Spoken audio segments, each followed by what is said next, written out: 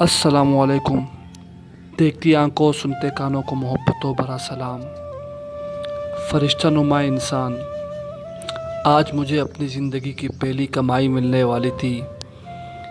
3 माह की तनख्वाह एक साथ मिली और साथ छुट्टी भी मिल गई। घर पहुंचा तो ईद का समा था।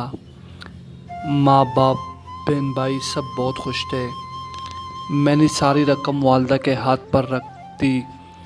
वालदा ने रकम का तीसरा हिस्सा राह खुदा में ख़र्च करने की नीयत से अलहदा किया और कहा, इस रकम से एक बेवा औरत की घर राशन ख़रीद कर पहुँचा देना जो दूर के एक मोहल्ले में रहती थी।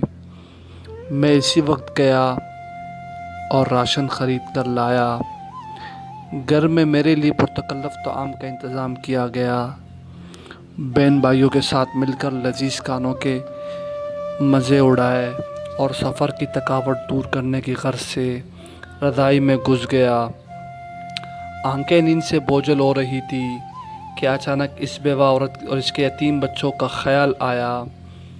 इरादा किया कि आप भी जाओ और सामान पहुंचाओ। तबीयत में सुस्ती थी, सोचा कल पहुंचा दूंगा, लेकिन बाद में ख्याल आया मैं तो पुरतकल्लुफ़ कहाने का मज़ा ले चुका, कहीं वो बच्चे भूखे ना हो। इसी वक्त लिहाफ से निकला, एक चादर ओढ़ी, तेला कंधे पर रखा और इसके घर की तरफ निकल पड़ा। शदीद सर्दी थी, धुंध भी ज़्यादा थी और भारी तेला उठाने में भी कुछ दिक्कत हो रही थी। एक दूर मोहल्ले में इस औरत का घर था। इसका शोहर मजदूरी करता था और 4 बच्चे थे। एक नगाह हादसे में शोहर की मौत हो गई और अब इसके यतीम बच्चों पर दस्त शफ़क़त रखने वाला कोई ना था। किस्मत भी बहुत सितम ज़रीफ़ है, कभी ऐसे लोगों को लपेट में ले लेती है जिनका खुदा के सिवा कोई नहीं होता।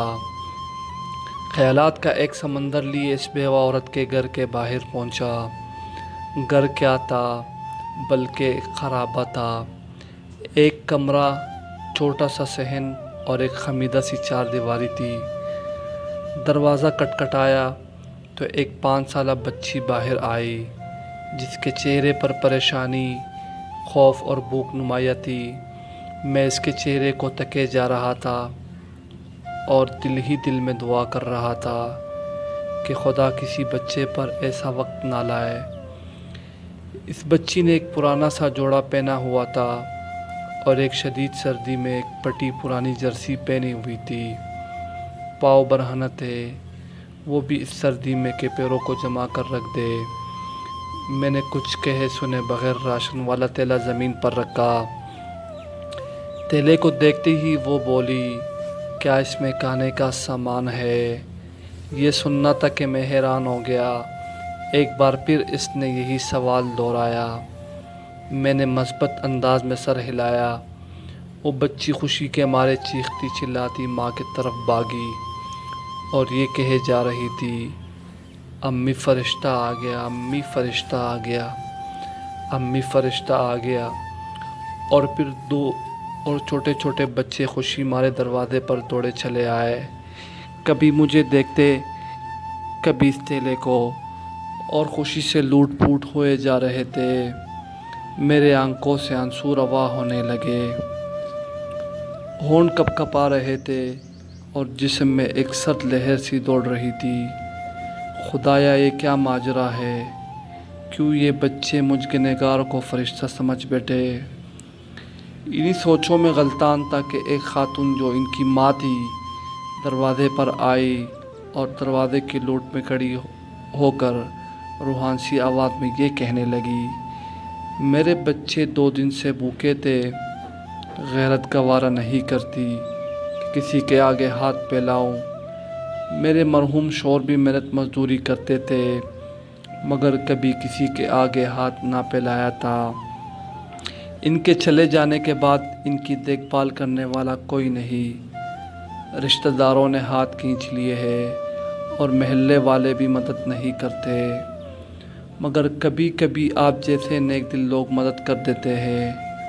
मैं 2 दिन से बच्चों को ये कहकर बहला रही थी कि एक फ़रिश्ता आएगा اور ہمارے لیے کھانا لے آئے گا، اسی لیے آپ کو فرشتہ سمجھ بیٹھے ہیں۔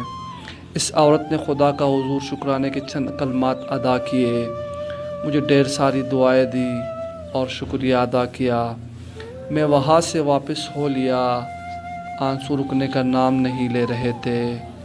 زندگی میں کبھی خود کو اتنا پرسکون محسوس نہیں کیا جتنا آج کر رہا تھا، اور اندازہ لگایا کہ ایک بے بس انسان کی مدد کرنے سے جو روحانی سکون ملتا ہے وہ کسی اور کام میں نہیں۔ بس ہمارے دوستوں، ہمارے ارد گرد ایسے بہت سے غربا ہوتے ہیں جو مستحق ہونے کے باوجود کسی کے آگے ہاتھ نہیں پھیلاتے، مگر مدد کرنے والے کے ہاتھوں کے منتظر ضرور رہتے ہیں۔ 2 وقت کی روٹی ہی ان کا عقل جہاں ہوا کرتی ہے۔ ایسے لوگوں کی مدد کرنی چاہیے، وہ ایک وقت کے کھانا ہی کیوں نہ ہو۔ گھر آیا تو ماں نے پوچھا، بیٹا اتنی رات کہاں چلے گئے تھے؟ بنا بتائے میں بے ساختہ بولا، فرشتہ بننے گیا تھا۔ جزاک اللہ۔